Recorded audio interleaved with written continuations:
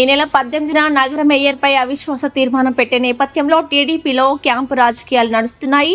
ఈ రోజు మాజీ మంత్రి అనిల్ కుమార్ యాదవ్, ఎమ్మెల్సీ చంద్రశేఖర్ రెడ్డి ఆధ్వర్యంలో టీడీపీ కోటరి నుండి 5 మంది కార్పొరేటర్లు జగన్ సమక్షంలో వైసీపీ కండువా కప్పుకున్నారు. వైసీపీలో చేరిన కాసేపటికే రవిచంద్ర అనే కార్పొరేటర్ను నెల్లూరు నవాబుపేట పోలీసులు అరెస్ట్ చేసి నెల్లూరుకు తీసుకువచ్చారనే సమాచారంతో మాజీ మంత్రి అనిల్ కుమార్ యాదవ్ నవాబుపేట పోలీస్ స్టేషన్ వద్దకు చేరుకున్నారు.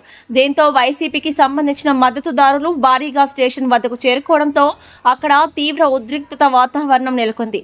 పోలీసులు భారీ స్థాయిలో స్టేషన్ వద్ద మోహరించి వైసీపీ కార్యకర్తలను అదుపు చేసే పనిలో పడ్డారు. స్టేషన్ లోపలికి మాజీ మంత్రి అనిల్ కుమార్ యాదవ్ తో పాటు అబ్దుల్ ఖలీల్, మరికొంతమంది కార్పొరేటర్లు మాత్రమే స్టేషన్ లోపలికి అనుమతించారు. నవాబుపేట పోలీస్ స్టేషన్ వద్ద ఏ క్షణం ఏం జరుగుతుందో అని తీవ్ర ఉత్కంఠ నెలకొంది. 11 మంది ఉన్న వాళ్ళు మాతో ఉన్నారు.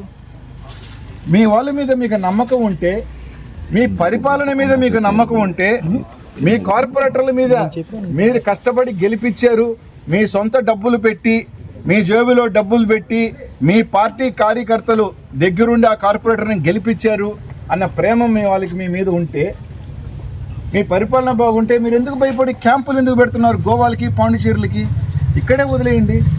మీ పరిపాలన మీద నమ్మకం ఉంటే ఇక్కడే ఉంటారు కదా. మీరు ఎన్నుకోబోయే మేయర్కి సపోర్ట్ చేస్తారు కదా. ఎందుకు అంత భయం? అంటే ఎక్కడ లోపం ఉంది? మీ కార్పొరేటర్లు కాదు కాబట్టి, వైసీపీకి జగనన్న బొమ్మ మీద గెలిచిన కార్పొరేటర్లు కాబట్టి. ఈరోజు జగన్మోహన్ రెడ్డి గారిని గెలిచేట బయటికి రాగానే ఒక 2 కార్పొరేటర్ని పోలీసు 6 గంటలకు అరెస్ట్ చేసి తీసుకొచ్చింది. సరే 6 గంటలకు తీసుకొచ్చారు కదా. నేను తర్వాత ఒక అరగంట సేపులో చంద్రశేఖర్ రెడ్డి గారు విజయవాడ నుంచి రావడం జరిగింది. దాదాపు 12 అయింది, 12:30 అయింది. సరే 12:30 నుంచి మేము ఒకటి అడిగాం, మా వాళ్ళు తప్పు చేస్తుంటే,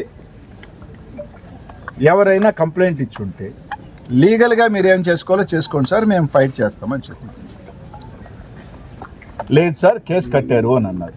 సరే ఏం కేసు కట్టారు? ఒక గంట తర్వాత, 1:30 గంట తర్వాత ఎవరినో కనుక్కున్నారు ఒక సిఐ గారు.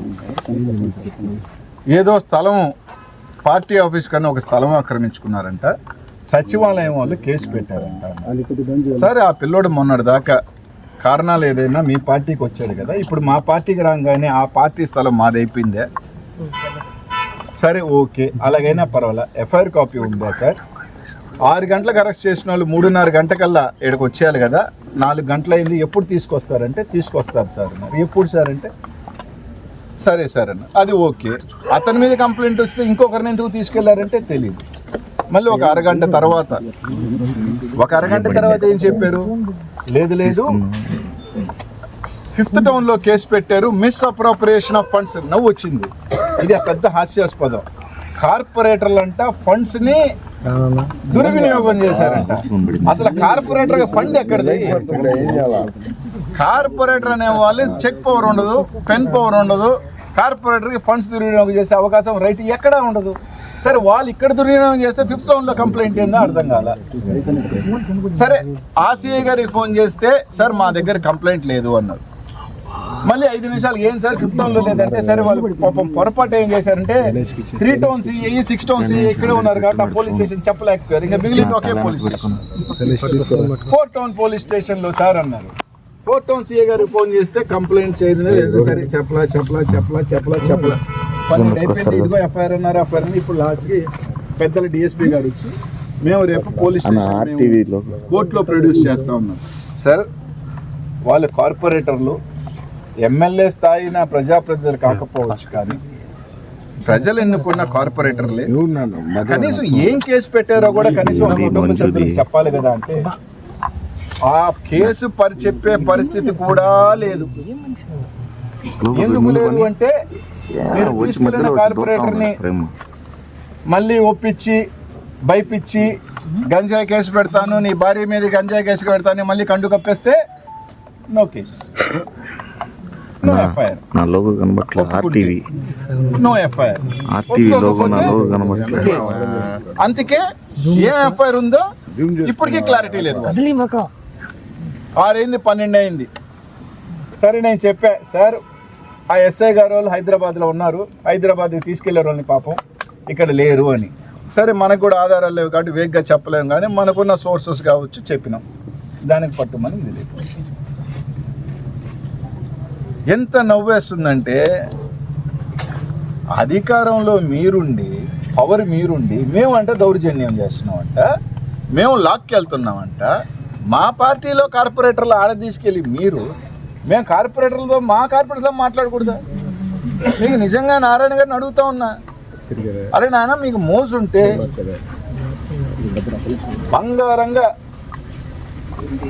డిజాల్వ్ చేయండి, మీ చేతుల్లో ఉంది, ఎన్నికలు పోండి, గెలుచుకోండి. ఇది ఎక్కడ ఇది అని ఎవరో కార్పొరేటర్ గెలిచి జగన్మోహన్ రెడ్డి దగ్గర చేరితే ఏమొస్తుంది? మాకైతే ఏం రాదు. అధికారం మీరులో ఉన్నారు, మేయర్ మా మేయర్ కాదు, పార్టీ మేయర్ మా మేయర్ ఏం కాదు. మా దగ్గర ఇంకొక 5 మంది వచ్చినా కూడా మాకేమీ లాభం లేదు. కానీ మా పార్టీ బలోపేతానికి మా దగ్గర గెలిచిన వాళ్ళు మా దగ్గరకు వస్తున్నారు, మేము మాట్లాడి చేర్చుకుంటున్నాం. మీ దగ్గరకు వచ్చినప్పుడు 3.5 సంవత్సరం ఉన్నప్పుడు ఏం లోపం మీ దగ్గర ఉంది? ఏం ఆ రోజు భయపెట్టిపోయారో వాళ్ళు తప్పు తెలుసుకొని వస్తుంటే అసలు ఎంత.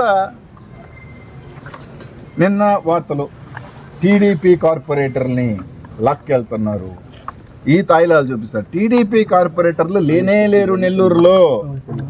ఎవరైనా చెప్పనండి, ఒక్క టీడీపీ కార్పొరేటర్ అయినా నెల్లూరు నగర ప్రజలను అడుగుతున్నా. అసలు నిజంగా ఎక్కడ బాధ వేస్తుందంటే, నిన్న చంద్రబాబు నాయుడు గారు ఒక మాట అన్నారు, నెల్లూరు మీద చాలా ప్రేమతో ఆయన వలకబోస్తూ, పెద్దలు చంద్రబాబు నాయుడు గారు ముఖ్యమంత్రి గారు ఒక నెల్లూరు ఏమైపోతా ఉందో, నెల్లూరు ఎట్లాంటి నెల్లూరు గంజాయి వనం అయిపోతూ ఉంది, మర్డర్లు జరుగుతూ ఉన్నాయి, మహిళా డాన్లు ఉన్నాయి, ప్రశాంతతంగా అన్నారు. చెప్పి 3 రోజులు కాల ఆయన చెప్పి 3 రోజులు కాల కార్పొరేటర్లు పార్టీ మారితే లాక్కి వెళ్ళే పనిలో ఉన్నారంటే ఇదే నెల్లూరు అయిపోతుంది స్వామి. మీ పార్టీ వాళ్ళు చేస్తున్నదా ఇది? చంద్రబాబు నాయుడు చేస్తున్న ప్రశాంతత ఇదేనా? చంద్రబాబు నాయుడు గారు చెప్తున్న రౌడీజం చూపించి బెదిరిస్తున్నది ఇదేనా? నారాయణ గారు ఒక ఎడ్యుకేషన్కి సంబంధించిన ఆయన ఇదేనా బోధిస్తున్నాడు ఆయన పిల్లలకి? ఊళ్ళో దగ్గరికి గెలిస్తే తీసుకొచ్చి మన బుట్టలు వేసుకోండి అని ఇదేనా బోధిస్తున్నాడు? పాపం పోలీసులు నెల్లూరులో గంజా ఎందుకు ఎక్కువైపోతుందంటే నేను చెప్తా, మటర్లు ఎందుకు ఎక్కువైపోతున్నా పోలీసులకు పాపము వాళ్ళని పిలిచి వాడి మీద కేసు పెట్టండి, వాడి మీద రౌడీ షీట్ పెట్టండి, వాడి ఏదో తాత మీద కేసు పెట్టండి, వైసీపీ వాళ్ళ మీద కేసులు పెట్టే పనిలో, ఈ వైసీపీ వాళ్ళు కేసు పెట్టే పనిలో పాపం ఆ గంజా కట్టే వాళ్ళని, ఆ మటర్లు చేసే వాళ్ళని వాళ్ళు వదిలేసినారు. వాళ్ళు పని వాళ్ళు చేసుకున్నారు. ఎందుకంటే వాళ్ళు కూడా వీళ్ళంతా వైసీపీ వాళ్ళు, వైసీపీ క్యాడర్ని, వైసీపీ నాయకుల్ని, వాళ్ళకి ఏ శిక్ష పెట్టాలా, వాళ్ళకి ఏ రౌడీ షీట్లు పెట్టాలా, వాళ్ళ మీద ఏ పీడీ యాక్ట్లు పెట్టాలా, ఈ పనిలో ఉన్నారు. అసలు ఇంకో పెద్ద జోక్ అబ్బా, ఎవరైనా ఎఫ్ఐఆర్ ఇస్తే నెల్లూరు పోలీసులో నిజంగా చాలా గొప్పగా పనిచేశారనిపించింది నాకు. గంట లోపలే తాడేపల్లిలో ఉన్నాడు రా ఇతను, పోయి పట్టుకోరా అంటే ఇప్పుడు ఎవరైనా మీరు ఒక కాగితం ఇచ్చి. ఈ వీడియో కనుక మీకు నచ్చినట్లయితే లైక్ చేసి షేర్ చేయండి. మరిన్ని లేటెస్ట్ అప్డేట్స్ కోసం మా ఛానల్ ని సబ్స్క్రైబ్ చేయండి.